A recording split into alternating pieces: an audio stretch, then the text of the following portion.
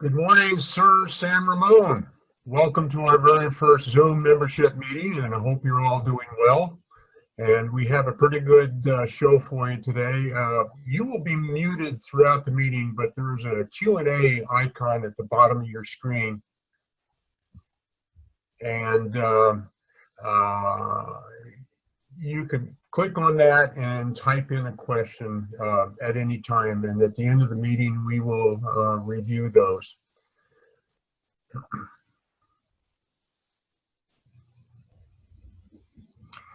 Okay, as is a tradition in all of our meetings, we recognize the former Big Sirs, and here's this good-looking group in front of you. And if guys, if you can please stand up and take a bow. Oh, wait a minute, I'm just kidding. You can't see them, so they probably don't have any pants on anyway. So our today's speaker will be Newell Arnerich, who is a former councilman and mayor of Danville, and going to talk to us about the state of what's going on in Danville. So let's start this meeting out with, as is our tradition, with our soon-to-be retired resident jokemeister, Greg Greeby. Greg? Good morning, everyone. Can you guys hear me okay? Hello? Okay, can you hear me, everyone? Oh, I guess you guys are all muted. All right, so let's go. I'm assuming you can hear me. There was a fellow from New England, went down to visit a friend of his in the Deep South to help him with a job. And he was to meet him at a tavern. So he goes in, sits down and orders a glass of white wine. Well, everybody at the bar is like looking at this guy like, you know, white wine. They're all, you know, got a 16 ouncer in front of them. So the bartender comes over and says, hey, you're not from around here. He says, no, I'm down here helping somebody with a job. He said, well, what do you do? He says, well, I'm a taxidermist. He said, a taxidermist? He says, what do you do? Drive a taxi?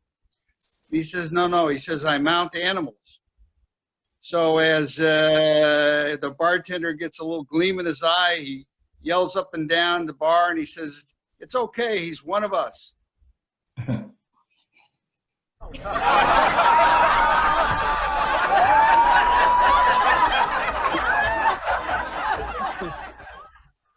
Well, that was a great laugh, Greg. That was probably one of the best ones you've ever had.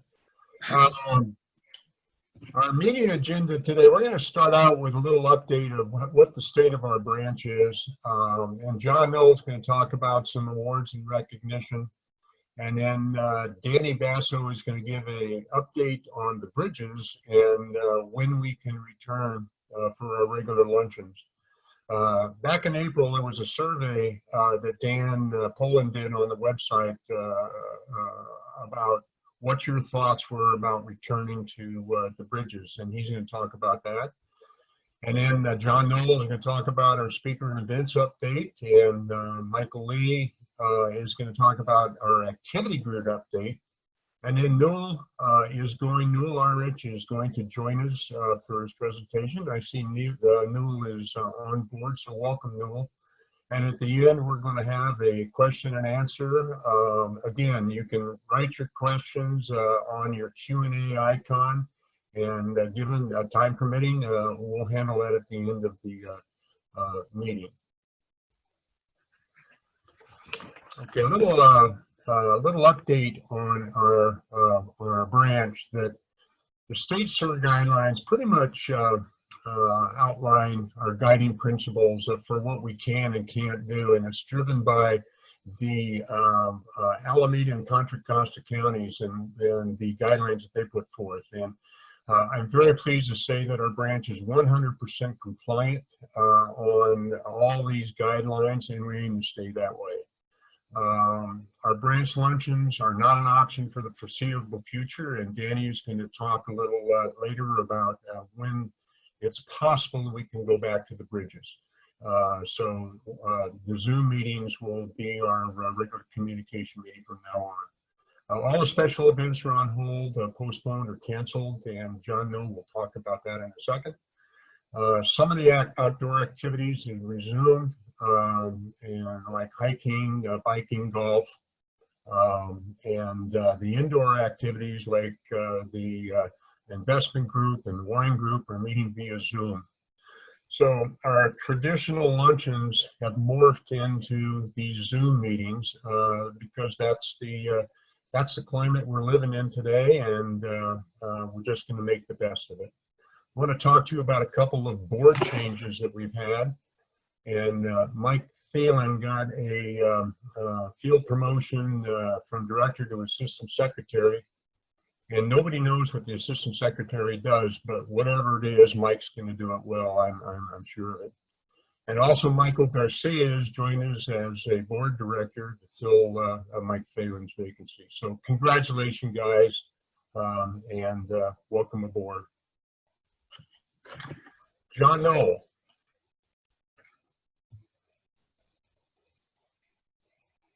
Hello, everyone. I hope you can hear me. Okay. Welcome to our first Zoom meeting.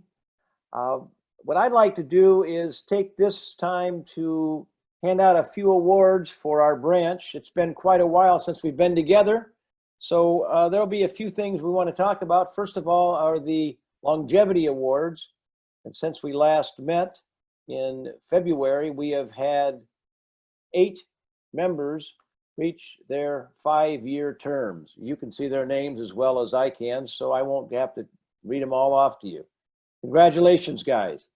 Then we've also had some people reach a coveted 10-year membership, and we have 5 members with that. And I think some of these guys have got their college graduation pictures up here. Congratulations to you guys. And a special call out to Joe Cardinale. Joe has had 30 years with our branch, 30 years as a SIR member. Congratulations, Joe. And a certificate of appreciation, as you see here, will be given to you shortly. Now, we have had a Under the Radar award for quite a number of years, and we decided as a board to kind of freshen that up a bit. Under the Radar you might think that maybe things are being said that not everyone is hearing or seeing. We're going to change that to the Above and Beyond award, because that is what these individuals have done. They've gone above and beyond what is asked for and have contributed greatly to our organization. And we want to recognize Gerald Seri for all of the work that he does as treasurer and behind the scenes, helping us in more ways than you can imagine. If you are on the board or ever see the board work, Gerald is a very important part of that. Thank you very much, Gerald, for all of your work you've done for us. Thank you. Now, we'd like to honor some individuals who have reached personal milestones. And in SIR speak, we have a Super Senior SIR Award, and that is for anyone who has reached the age of 95. And Edward Del Rio, congratulations, man, 95 and still a member. Love you. Then we are going to have Senior SIR Awards. Those are individuals who have reached the age of 90 years. And Robert Hussey did that some time ago. We realized our mistake and are honoring him now. Congratulations to Robert, to Chris Argentos, and to Oscar Larson, and Leonard Doran, and Earl Shrimp. Congratulations to all you guys for reaching a personal milestone of 90 years of age. Now, we have a typical birthday boy celebration, and these are the individuals that are celebrating their June birthdays. Gentlemen, there are people in March, April, and May that also had birthdays. We want to say happy birthday to you guys, But we're just not going to list all your names on here. That would take a little bit too long. And a silent happy birthday to you from all of the sirs that are participating. Thank you. Now, what I'd like to do is hand the meeting over to Danny Basso, who can give us an update on what's going on at Bridges. Danny?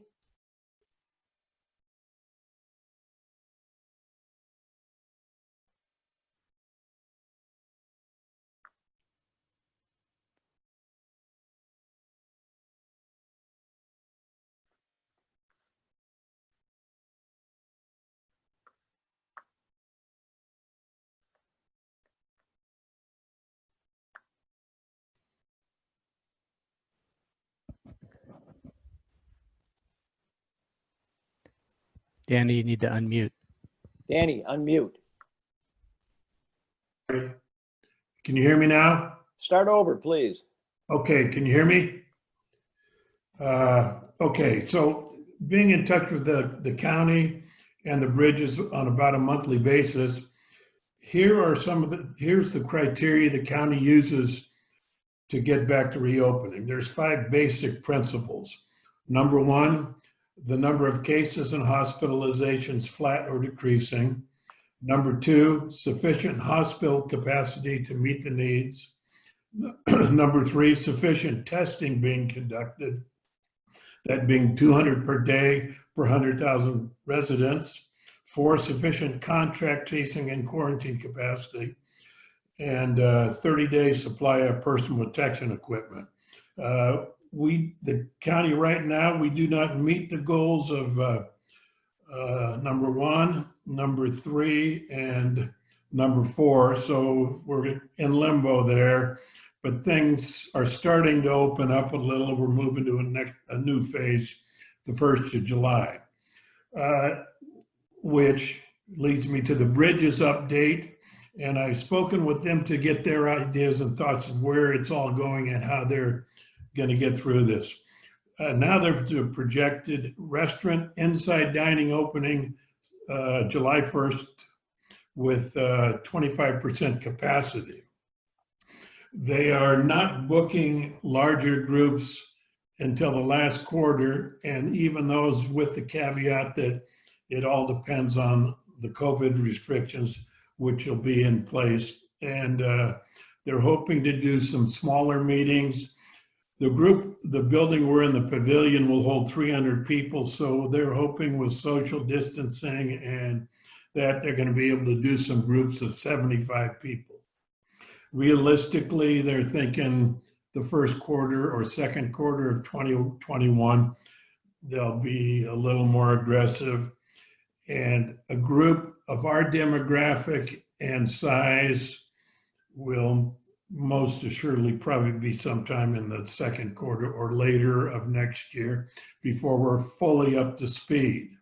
So all these are just guesstimates, not knowing exactly how everything's going to play out.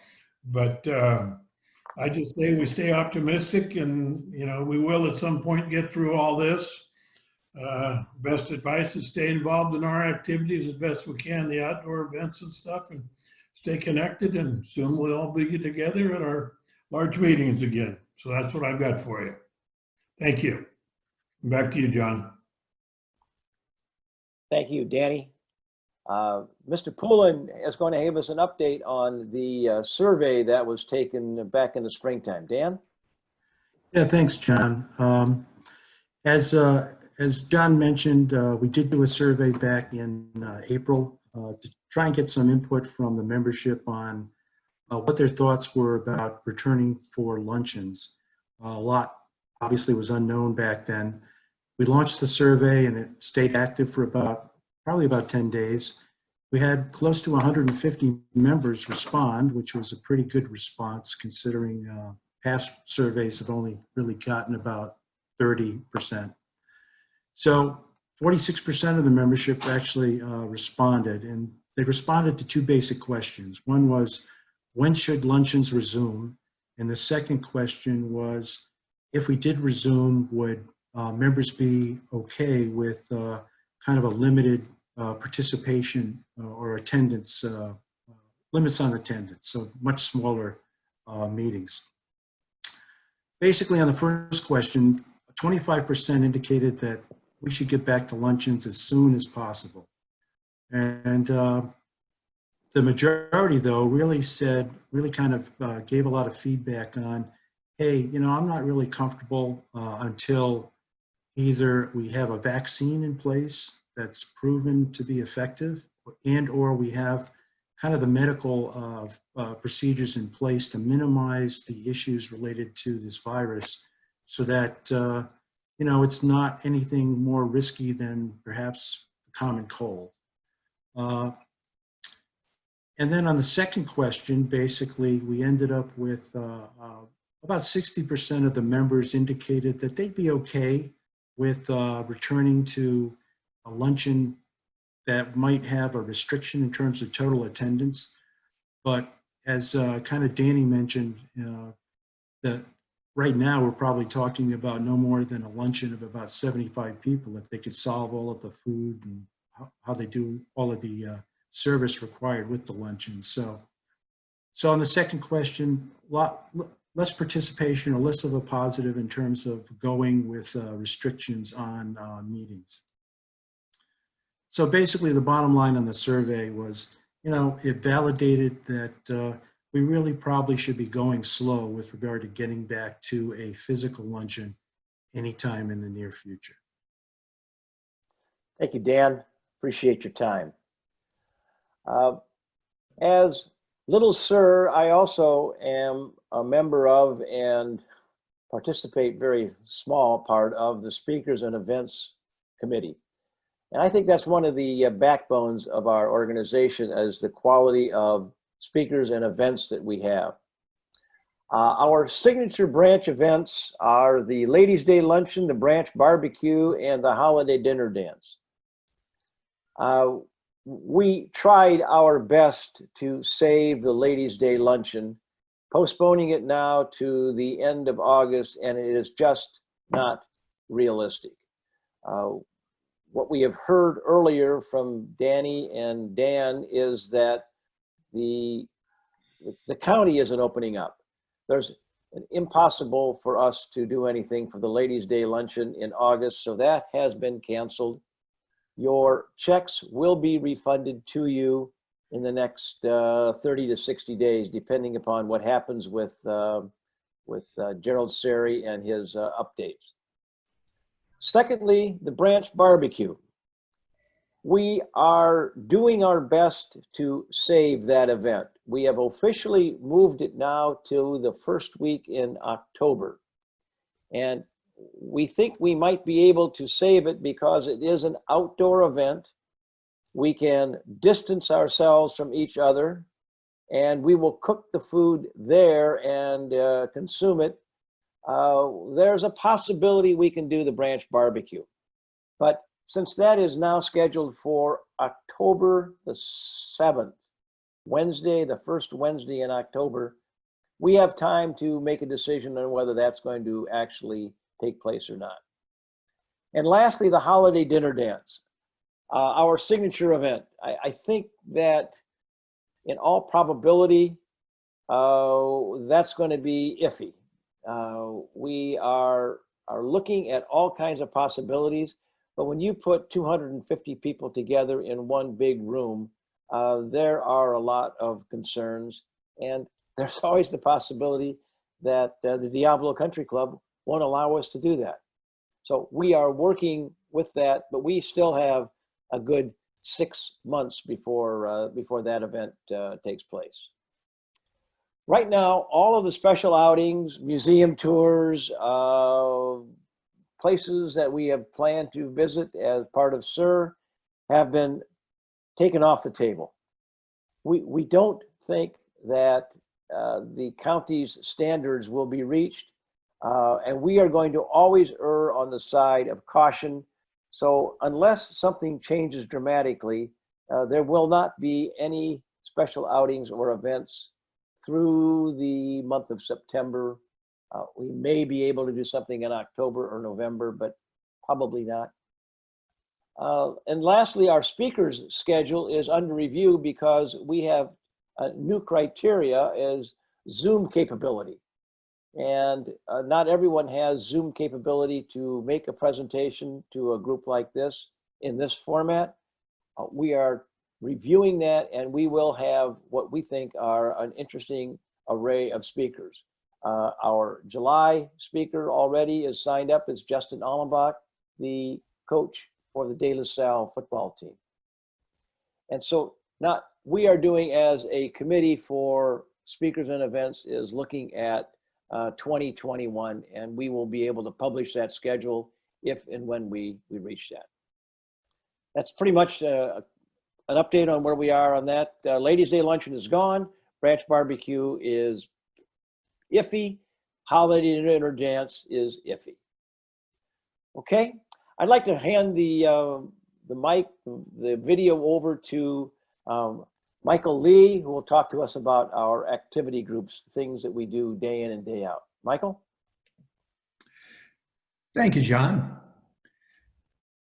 We've got activities obviously currently on hold, which include bocce, bridge, cooking, dine in and dine out, the Friday monthly breakfast, Met Opera, movies, poker, pickleball, and travel. But we've got other outdoor social distancing activities that are in full swing, including cycling, which is resumed with challenging rides on Mondays and easy rides on Thursdays. Fishing will restart its outdoor activities on June 22nd. Couples golf starts back on June 18th with the 9-hole par 3 at Las Positas. You can register now or just show up tomorrow by 9:45 a.m. and bring your lunch and lawn chairs, because after the round, they're going to have a publicly distanced picnic. 9-hole golf has 3 starting times, beginning at 9 a.m. on Tuesdays and Fridays at the Pleasanton Fairgrounds Golf Course. Tuesday Golf has resumed their weekly outings, and in July, they will be at Tilden Park and Bridges. Thursday Golf is also active again. Hiking is resumed with small groups being assembled and sent out on the trail as people arrive, and tennis meets on Wednesdays and Mondays and Fridays at 7 a.m. Virtual activities meeting on Zoom include the book club. Fantasy football season is approaching, so if you're interested, please RSVP on the website activities page to help them select the date and time for a meeting. Investing meets on Zoom next on June 24th with a discussion of the pros and cons of annuities. STEM meets virtually on the second Wednesday of the month, and the Wine Fellowship has a happy hour each Wednesday via Zoom. So look for more activities on the activities update coming in your email, and you can sign up for activities now on our website at sir128.com. Thanks so much. I hope to see you there. Great job, Michael. Great job. Thank you. Thank you. As things develop, we hope we can have more activities for all of us to get together and do some fun things. Our speaker,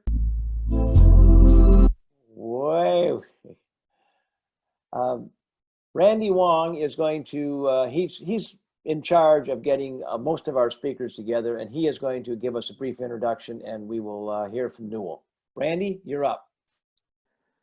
Okay, greetings, fellow sirs. Our guest speaker today is one of the most well-known and distinguished citizens of Danville and a longtime member of the city councilman, Councilman Newell Arnerich. Councilman Arnerich was six-time mayor of Danville and is founder of the president and CEO of the 80 Architects Incorporated, an award-winning architectural firm. He has helped to keep Danville fiscally strong with a significant reserve at times when other cities are faltering in this difficult economy. Mayor Arnerich presided over the hometown celebration of Captain Sully Sullenberger and Olympic gold medalist Jessica and Maggie Steffens. He has co-founded Operation Welcome Home for U.S. military men and women and helped the Sentinels of Freedom program assisting severely wounded military personnel. He has been on many boards, including past president leadership of the San Ramon Valley, and began given numerous awards for his services in the community. I met Councilman Arnerich when he served as an inspector while I volunteered as a poll worker in the 2016 general election. He was very organized, steadfast, and cordial with all the people throughout a long, grueling day. He was undoubtedly the best inspector I've served with so far. May I present Councilman Arnerich, who will speak on the present status of Danville today. Great. Well, thank you for that great introduction, Randy. I hope we get to work this election. I signed up again. But as you know, on elections, they're going to be pushing to do all mail-in ballots. So they cut down half the precincts last time. So we'll see what happens, but I look forward to it. Well, I wish I had this many people at our virtual council meetings, because I see there's totally now almost 100 people here between the panelists. And I'm sort of excited to be here to share with you about what's going on, talk about COVID, talk about protests, talk about the economy, which is affecting all of us, whether we're working, retired, or any of those. So I'm going to share my screen. I'm going to go through sort of a PowerPoint, and I'll talk us through it. And that should take about maybe 18, 20 minutes. And then hopefully we have time for some questions. And I'd be glad to answer anything I can. So I'm going to click on this and get to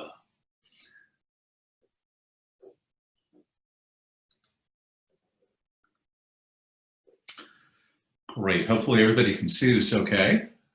And again, Randy and everybody, thanks again. I think I was here about 3 years ago. And some things have changed. Danville continues to be one of those unique cities. We're going to talk about kind of a quick list of things, spend more time on the economy, COVID, and how it's affecting Danville and all of our communities. And one of our, principal writing things is about our small town atmosphere, how we've invested in downtown. 25 years ago, when I got on the council, 40% of downtown, Old Town Danville was vacant. Didn't look very good. It didn't have the street tree program. It didn't have the improved streets, the crossings. And it really wasn't that exciting at the time. We had only 2 parking facilities, which we're going to talk about. And, right up until the COVID-19 came along, I think downtown Danville was breaking all the trends of most cities.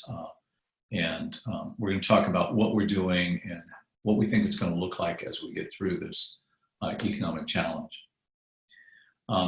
Number one reason people still move to the San Juan Valley, we have the best schools. What's interesting about schools is schools are getting a little smaller. And the way they look at that is you look at the incoming kindergarten class and the outgoing senior class, and there are 800 students different. Doesn't sound like a lot out of 34,000 students, but it portends that for the past 4 years, the school district has gotten smaller, and they expect that to continue because our communities are largely built out. Danville has maybe room for another 50 houses, probably tops over the next 20 years. And San Ramon still has room for a few thousand. So that's going to affect our schools, but they still remain the best schools around and really well managed. We're fortunate for that. And of course, COVID-19 impacts and how it has been affecting all of us. Old Town Danville, this is the original Danville Hotel. It was built in 1891. It actually sat on Railroad Avenue, and it was opposite where the train tracks were coming in. And downtown in the 70s, back in the 60s, it's changed a lot, but as you see, even we as a community have been reinvested in a public building that we almost lost as veterans came to us and said they wanted to sell the building and they were going to move out to Camino Tasahara area out in East Danville. And we said, if you do that, that's out of Danville's town limits and we won't be able to help you. And after some thinking, they decided well, you know what? We'd like to stay downtown, and can we put some balconies out front? And we said, how about we partner, build a senior center? And in fact, we'll pay for the building, we'll maintain it in perpetuity, and you'll never have to pay another penny towards any of that or the insurance to use the facility, and you have first rights, and we'll give you a full basement underneath the building. And we were able to accomplish all of that. And I think it became one of the crown jewels and a really attractive place, making the downtown that more active. And, you know, the Veterans Memorial Building became a significant building again, which I think it was when it was originally built in the 1920s, was a center of attraction. It's a great partnership and a great resource. Unfortunately, as you know, it's closed because of COVID-19. It will begin to reopen after July on a limited basis. We will have classes for our seniors, and it will be limited based on the square footage of the room that they're in and the number of people that we're allowed to put in those areas. What really makes Danville, and truthfully any community, but I think Danville's a little more unique, is the number of volunteers that we get. Our police department, our police academy, you'll see the people in the dark blue, white uniforms throughout all of our events. They do the home vacation checks. They help us look at our video camera systems when we have suspects that we're after, cases we're working on that takes just hundreds of hours to go through all the video things to find perpetrators, suspects, things like that. But it's because of our volunteers and our commissions, which is Design Review, Planning Commission, Historic Resource, Arts Advisory, Parks and Recreation, our Youth Council, just the numerous volunteers we have. In the lower corner there, you'll see there's a big heart that looks like a lion. There's a program last year our Arts Committee came out with, which was Dogs on Hearts. And this is where the town fronted the money for an arts group to have commissioned artists come in and decorate these models. Last year it was dogs, this year it's hearts. The hearts came out just this week, so hopefully you're downtown as the restaurants have reopened for outdoor dining, and they'll be opening on July 1st for indoors. But you'll see these really attractive hearts that were decorated. They're about almost 4 feet tall, 4 feet wide, and a really unique way for local artists, both young and old, to get involved in the community. And then they will be auctioned off as the dogs were last year. And the funds from that are what carry on the program from year to year. And hopefully it'll even be a bigger success than last year. What makes Danville unique? It's our planning, it's our parks, police and public works, which were the 3 areas, the 4 Ps that Danville was founded on. As Randy mentioned, Danville's unique that we have no debt. We pay cash for everything that we do. That's something we had to start doing 25 years ago. We are a high wealth community, but because of the way Prop 13 worked out after 1978, and it affected many cities, Danville was one of those.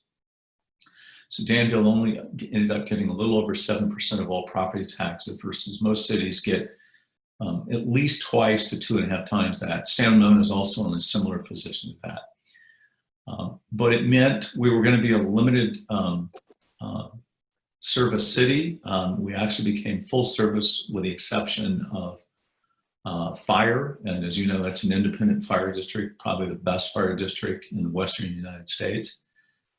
But Danville has to stay in a very low operating, fiscally responsible circumstance that is founded on a couple of principles. No debt, as I said, but we also contract out a lot of services. So we only have 12 people in our maintenance department, but might have 60 people based on competitively bid contracts that help take care of parks, roadsides, buildings. And those contracts have a 30-day cancellation. And in the downturn of the economy in 2008, the Great Recession, I mentioned before that we rebid those contracts and they dropped 25%. And we may find ourselves in similar circumstances as the economy had been escalating at a 2.5 to 3.5% inflation rate every year. And I think things are, as we're all seeing, are dropping.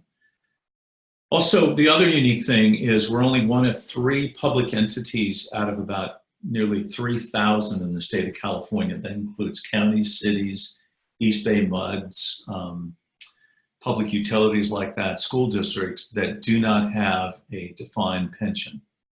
So we have just 401k, or technically called 401b plans. So we have no post-retirement obligations. We pay our employees very well, but we also make sure that when they retire, they have fully funded 401k, 401b plans, and an insurance policy that helps buy down their future medical costs. But when an employee leaves the town, we have no financial obligations after that point in time. Why do we have that? Because we had an opportunity to do that 3 decades ago. It's almost, not quite, almost illegal for cities to do that or contract out. State legislature over time has prevented have passed laws to prevent other cities or public entities from doing that. It's too bad because it's a very cost-effective way. And it also keeps local government much more stable. The other thing is most cities are only required to do 1-year forecasting. We still do a 10-year forecast.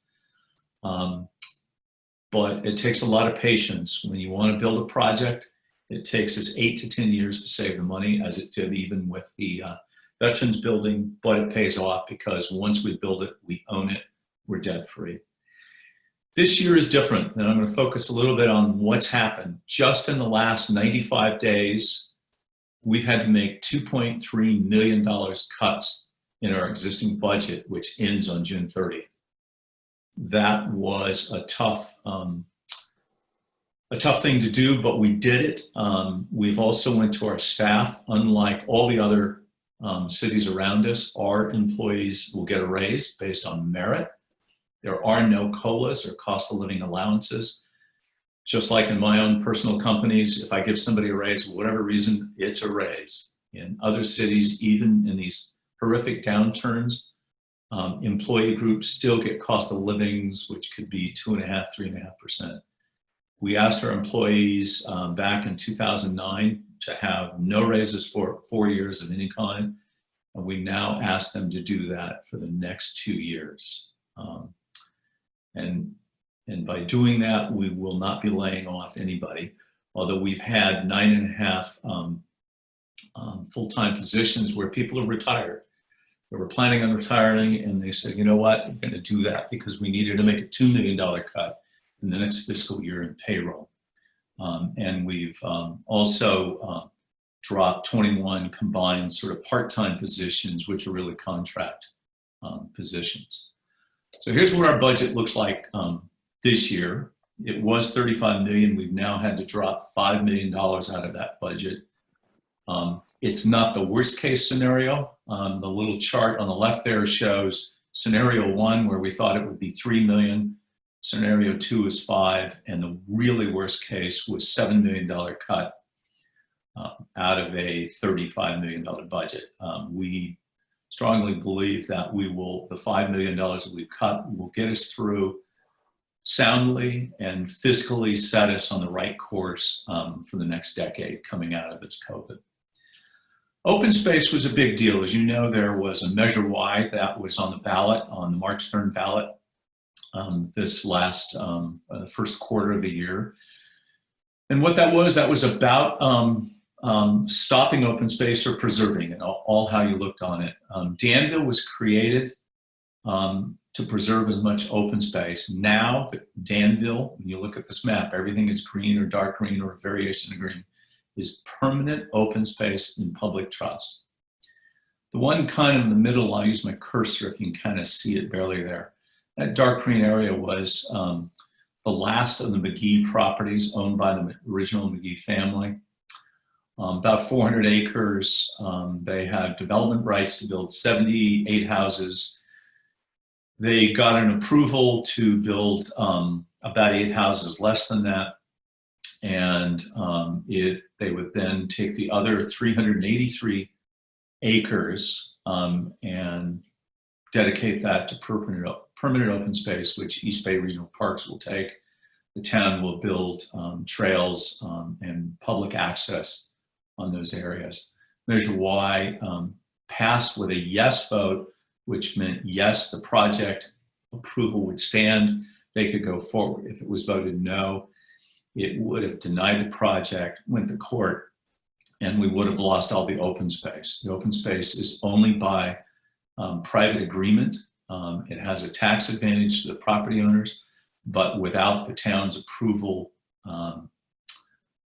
uncontested, that would go away. So we're delighted with that. And in terms of development, there is really only one other small property left.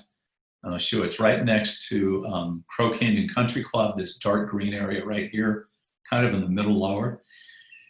That is part of the Elworthy family. And if you kind of look at the map, there's this green area. This is Elworthy Ranch. This used to be all of Elworthy Ranch. This is what's remaining. It has a development potential.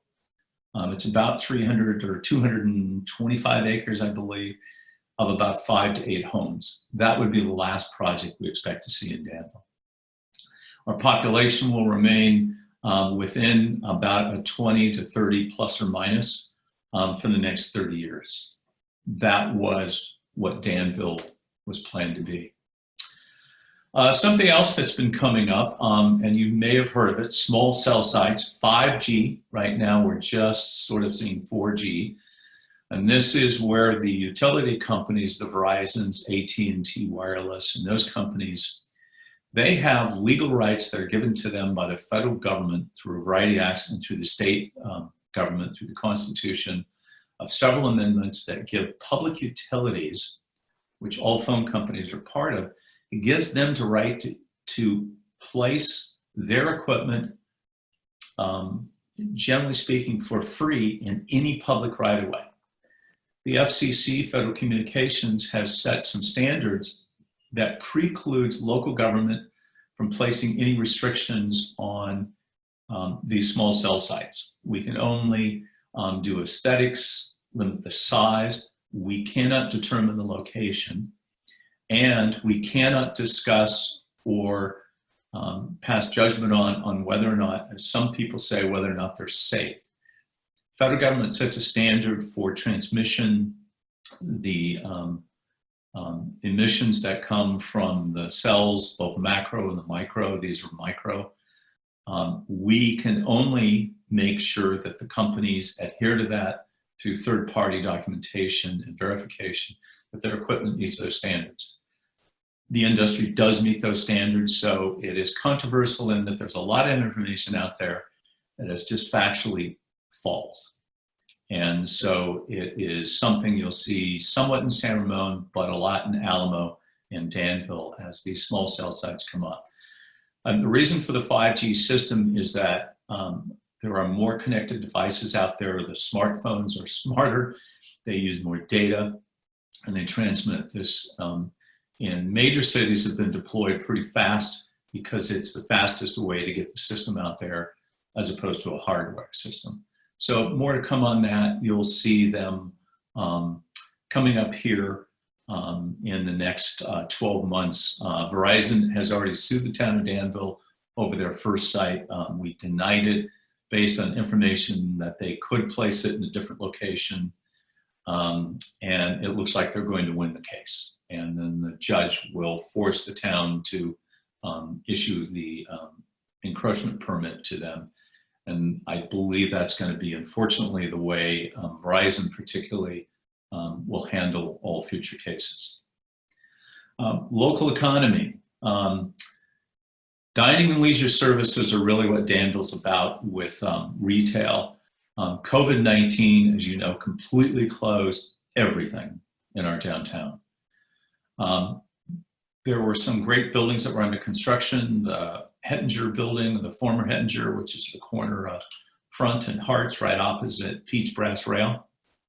That's under construction. It's nearly finished. Fortunately, the owners have stuck with it. They do have tenants coming in. There's a really exciting barbecue style restaurant, a couple of other retails that will be in there. There's a new building, Church and Railroad, the D'Souza building, which is next to Peach Brass, Elliott's, is just about ready to open. The Dudum family, Dudum Real Estate, bought the Clock Tower building, which is there at the intersection of Harts and Diablo, and it's going to get a complete new facelift. It will look like it belongs in Danville. We know it's been there a long time, but when you really look at it, it's kind of not a very attractive 70s looking box. So Jack Dudum is really investing well. He's got William Wood Architects. It's going to be exciting. They're in for permits and they expect to start construction for the renovation in about 4 weeks. And we look forward to that. The key to the success in downtown, and I want to remind you, if you ever complain about visiting downtown, you can always find a parking place. You may have to walk 1 block, but I guarantee you, you will get a parking place. More importantly, it's free. Ask me how that works out when you visit Walnut Creek and how many parking tickets probably every one of us have had. Our last big parking project was around the Village Theater on Front Street, added another 200 spaces. And you're going to see more activities, more of our summer series concerts happening down on the Village Green in front of the library. And it's because of the proximity to the library, to the restaurants. We think it's going to help activate, keep people coming downtown, make it easy to park in. And the other thing that really helps, something you probably don't see, but as you know, San Ramon Valley High School, after over 100 years of history, finally got its fair share of all the bonds that were passed for new school construction. But in that, there was no money in there for parking. And given the cost of dirt, the land in Danville, it was costing Danville, us, and our taxpayers $60,000 to $70,000 to purchase the land and build a parking place. Well, we were able to get work out an arrangement with San Ramon Valley Unified School District and add 240 new parking spaces on their campus to get their students to park on campus and not in Old Town Danville. And effectively that cost us $6,000 a space. So it was a really good deal because we didn't have to pay for the land. It was great for the school. They now have enough parking on site to park all of the students, like what we see at Doherty Valley High School, Monte Vista, and at Cal High. And the last parking, and we are in charge of this, we're expanding the park and ride there in Danville at Sycamore, the Iron Horse Trail, and the Freeway 680. We're adding 50% more parking places because we had some room to do that. We were able to secure all the funding without using Town of Danville funds. And we expect to see that project, it will start later this year, open towards the end of next year or early January of 2022. The parking lot now was full before COVID-19 every day. We're going to see greater activity and it will hopefully get more of the corporate buses coming in as we've seen Google and all of the high-tech companies are in there now. The more of those that come through there and the more capacity, we'll have less people on the road, make it easier to drive around. Arts and parks are really, I think, the backbone of Danville. When we first started off incorporating in 1982, we didn't have a parks department because we were going to be a limited service city. We were able to, after kind of the failure of a local independent recreation districts, we were able to pick up the pieces, figure out a way to financially pay for it. It's all of our recreation programs other than seniors and for children are really a fee for service, which means the fee that you pay to take a class fully covers the cost. But for seniors and for young children, there is a fee, but we subsidize over half the cost to make those more affordable. But those are the kinds of things, so I can go back, sorry. Those are the things that kind of make I think Danville, that small town atmosphere again, that we're able to program lots of activities. In fact, any of you, if you have a talent or anything that you want to share with others, contact us at the town of Danville. The gentleman there is Henry Perez Alonso, who's on the big pogo stick there. He's head of our recreation department. We're always looking for new ideas and new classes. It's a revenue share.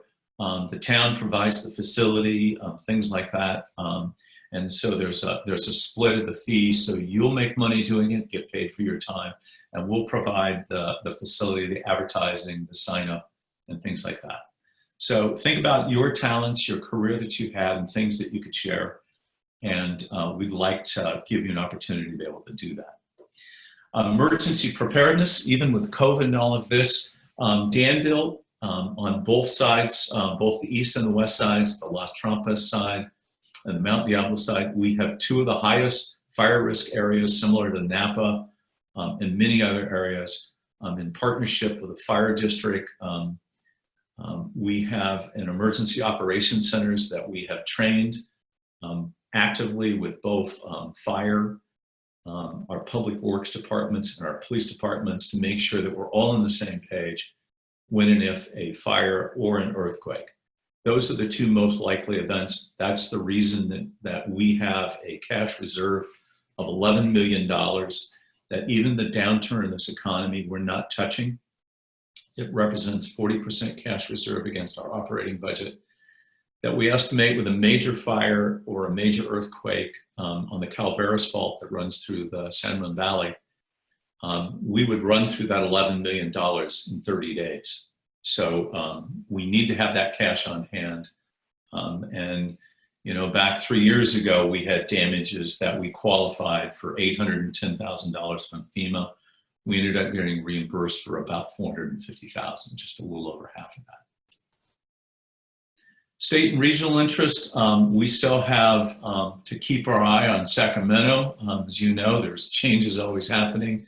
These are our elected representatives. That's Assemblymember Rebecca Bauer-Cahan, State Senator Steve Glazer. We work closely with them. Last year, some of their fellow electeds put forward 200 housing bills to force cities, places like Danville, to start building different types of housing. Those are the two folks. They're at it again. COVID-19 has got them down to about 20 bills this year. We spend a lot of time in Sacramento fending off, trying to make sure that those bills are appropriate for our community and gives us a choice to have local control and not allow the state to take over everything in our community. So stay tuned, there's going to be more. COVID-19, you had a little bit of an update on when you guys might be able to start having meetings. Today, go get a haircut. Tell your wife she can get her hair done. Today is the day that all hair salons and barbershops were allowed to open.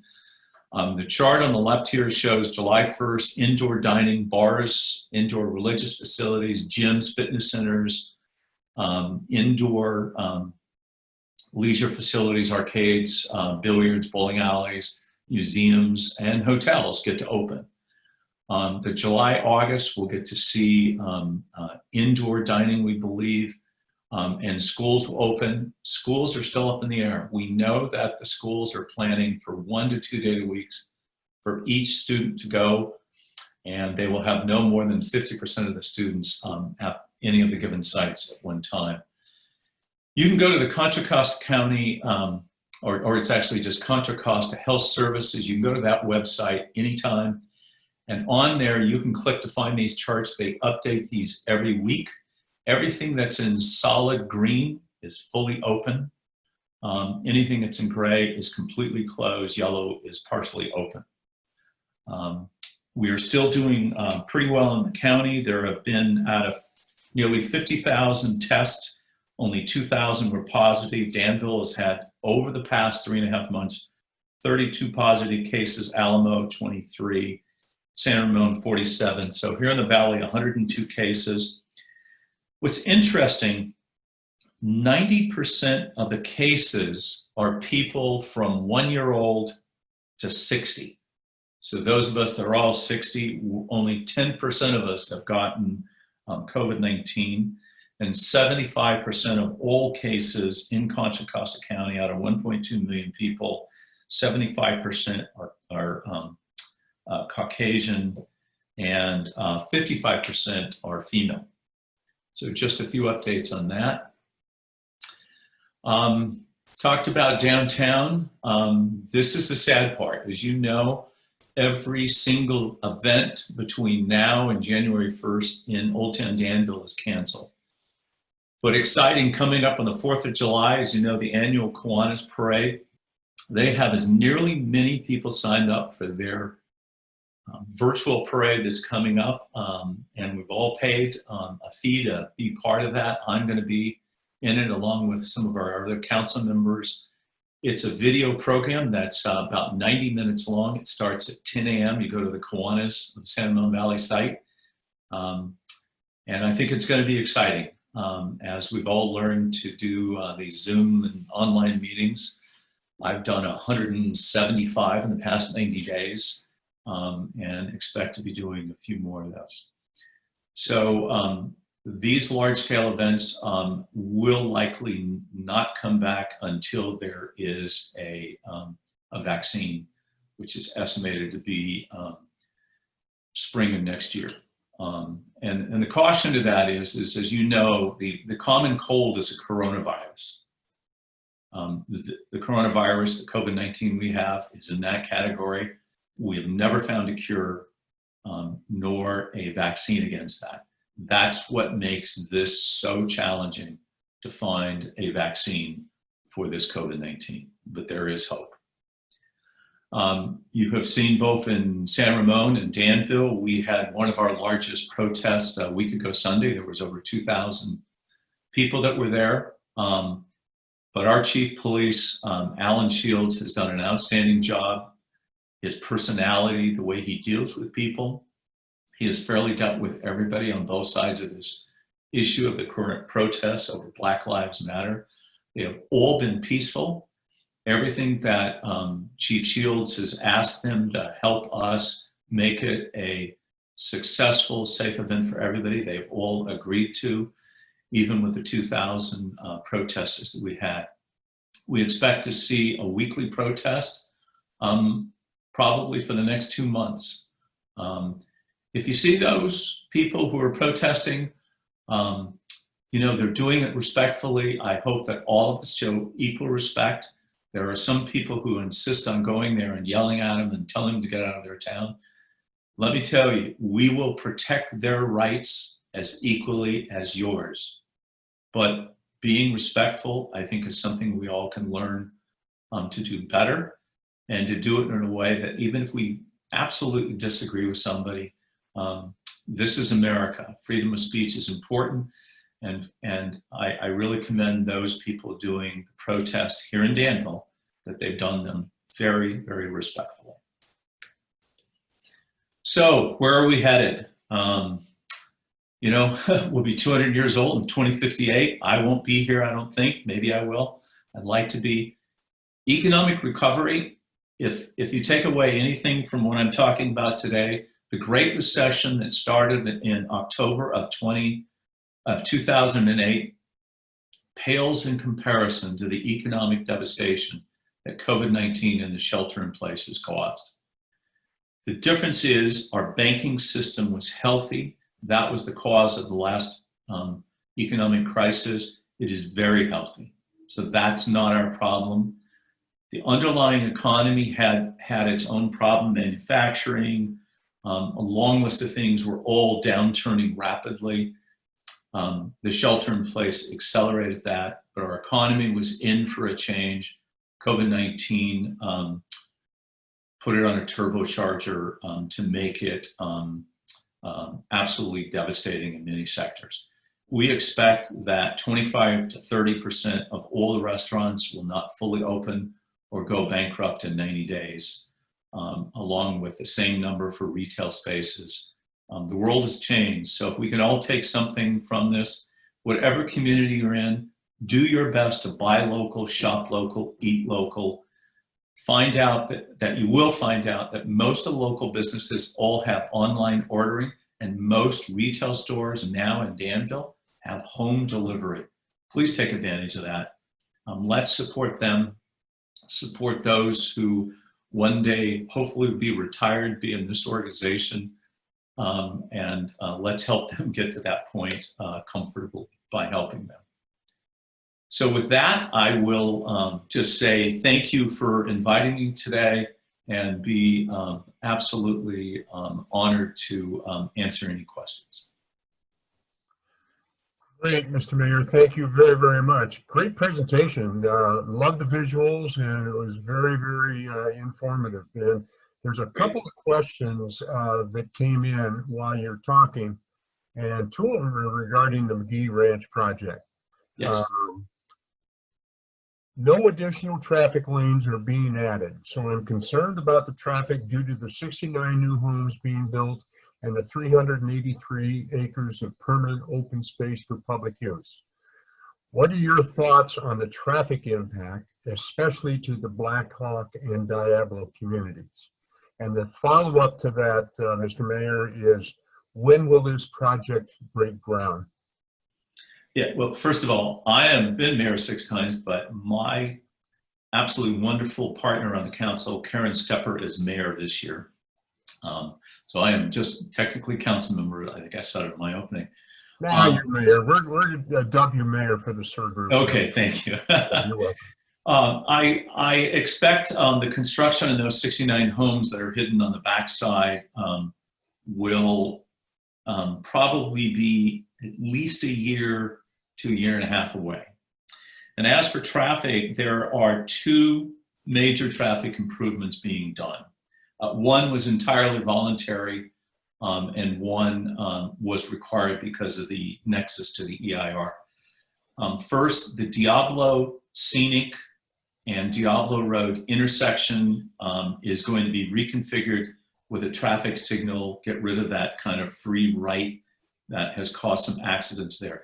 That's required that they fix that. That's actually in Costa County. It's not part of the town of Danville, as most of that road section there is in the county. The road improvement that they are doing is at the Green Valley intersection of changing the lanes and widening the lanes, making the approaches on the westbound Diablo to Green Valley Road. That's important there to allow traffic to move more freely and more easily. In terms of, yes, there will be more traffic in that area for 69 homes. The occupancy in Danville per household is an average of 2.8 people per household. So you can do the math. The open space is not expected to have car traffic. It will have bicycles and hikers, no different Elworthy Ranch. Elworthy Ranch on the west side was very similar to this. And it has 480 acres of open space. It does have 1, maybe 2 cars a day on a weekend, 3 or 4. It's mostly people hiking. That's the intention of this open space. But what's really important, whatever you see now, when you drive on Diablo and then go all the way around past Diablo Scenic and head towards Black Hawk, that will not change. You will never see the houses. You're not going to see anything different. Really important to know, they had a vested right. Incredible amount of false misinformation as about what right they had or they didn't. It's a vested right they've had for over 60 years. Danville has put overlay districts on that to force them to negotiate with the town to create open space. We were successful in getting that. Okay. Thank you. Here's a couple more. What's the status of the large apartment complex being built off Diablo Road in 680? Will a portion be low-cost housing? I'm sorry, I'm laughing because, you know, everybody wants to discredit things. Oh, that's where all the poor people are live. Well, put it this way. I'm so poor in Danville, I can't afford to rent an apartment. The apartments in there, it's one of the premier apartment companies, landowners, Trammell Crow. They're in San Francisco. They build, they own, and they manage. They don't sell. The rents from there start at $2,600 a month, And by the way, my mortgage is less that in Danville on the west side. And they go up to about 5,800. There are 7 units, 7 out of 144 apartments that are affordable. And that means if you make 80, I think it's 88, it changes each year. The higher the income in Danville goes up, the higher that rental rate goes up. So 7 of those units, if you make $90,000 a year, you would qualify to be able to rent one of those apartments at about $2,200 to $2,100 a month. That's what affordable in Danville means. The complex is going to open in September. And by the way, it's nearly completed. It's absolutely a beautiful architectural. It's not very noticeable. It's hidden behind Heritage Bank there. Heritage Bank was very supportive of the project. They were delighted to get rid of the dilapidated office buildings, and more importantly, to get rid of the former owner. I don't think there may be one parcel, and it may be the school district that's going to develop that on Camino Ramon at Fostoria, opposite Marshall's and Costco. The old Burrell site is now owned by East Bay Regional Parks. They have to keep half of that for a park. The other half of that they may sell, and the school district is interested in building an apartment complex that's exclusive for San Ramon Valley Unified School District teachers. Okay. A couple more quick ones here. Are members of different households allowed to dine together at the restaurants outside in Danville? The answer is no, but maybe yes. So right now you're only supposed to be in a restaurant with your own family members. But the county has said that you can have 12 members. So if you, because of you have been taking care of a family member or a friend, or because you have children or grandchildren that are part of a family, up to 12 people can be in your group. Those people can go visit. I'll be honest, I don't think that's a rule that most people are adhering to, but I really advise it. And you know us, I'm almost 68 here in a couple of weeks. We have the least amount of cases per capita, but we're the highest risk for complications and fatalities because of our age, and also it's common to all fatalities of COVID-19 in the United States so far, underlying had heart disease, regardless of age. But we are the group, so be careful. If you think you're going to go out with your friends, you could be exposing them, not knowing that they could be exposing you. So I'd wait a little bit longer before you go out with all your buddies. Okay, now here's the last question. And first off, happy birthday. Thank you. What is the plan for the walnut orchard across the street from Costco? Yeah, I just talked about that a little bit. So it's owned by East Bay Regional Parks. It's, I'm going to say, approximately 15-acre site. The southern half of that has to remain with something to show the walnut orchard, possibly save the barn, but be a public park run by East Bay Regional Parks. Okay. The northern half of that, between the residential and that, is zoned for housing as transitional. It can be multifamily. And again, the school districts, our school district has been working with a park district to see if they could build teacher housing on there. Okay. Well, thank you, Newell. Very, very informative. And we have a certificate for you suitable for framing, and we'd appreciate Thank you very much. hang it over your fireplace in the living room. And Dan, if you can show that that certificate, please. Okay, guess not. Oh, Oh, that's really nice. Thank you. Yeah, there, Thank you. Yeah, good picture. And we're very, very grateful here at SIR and San Ramon that you joined us today, Newell, and many, many thanks. Good luck to you in the future, and again, happy birthday in 2 weeks. Great, thank you. I look forward to seeing you guys again in person and actually joining your organization Oh, come on not in. too far away. All right. Goodbye, everybody. Nice to see you all. Thank you. Thank you, Noel. Thank you very much. Okay. All right, folks, that's our meeting, and thanks for joining us. Our next meeting is going to be on July 15th, and as Randy mentioned, or John mentioned earlier, we're going to have Justin Allenbach, who's the head football coach for De La Salle, is going to be our guest speaker. So that should be pretty darn good, and you'll be getting a lot of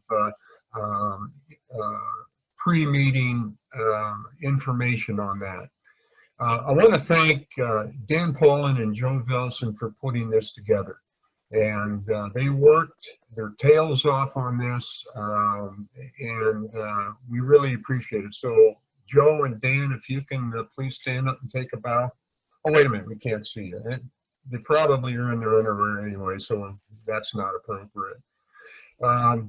Your feedback would be greatly appreciated, and in a couple of days, I guess we're going to have a feedback element on our web. But if you have something to say, ideas, thoughts, critiques, anything, you can either email me, Dan, Joe Velson, or the SIR website, and we'll get them.